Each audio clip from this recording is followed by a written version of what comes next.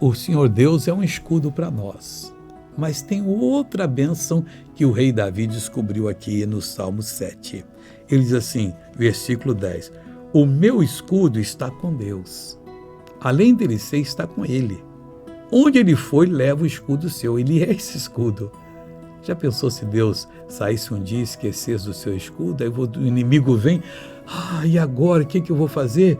A flecha vai atingi-lo? Não, Deus não é pego de surpresa nunca.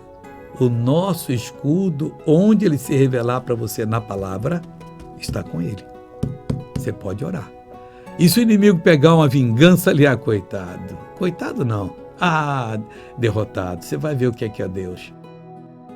Vai queimá-lo completamente.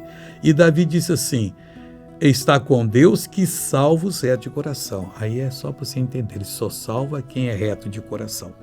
Vamos ver uma pessoa que foi abençoada, eu já vou orar com você. O senhor era o moço que tirava raio-x dos outros? Exatamente. Raio-x entrou na saúde? Entrou a radiação todinha. Cortou até a sua mão, tudo isso? Mas eu perdi a cartilagem. Tirou a cartilagem do joelho? Joelho, tornozelo. Como é que o senhor andava antes da oração?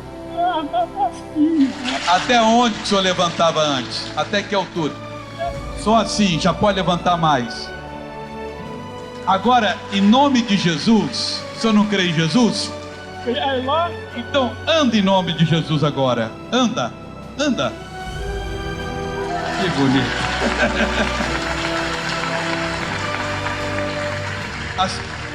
Aí, pessoal. Virou garoto, pessoal. E tudo que ele falou é verdade? É verdade. O raio-x contaminou ele? Contaminou, já teve 3 vezes internado.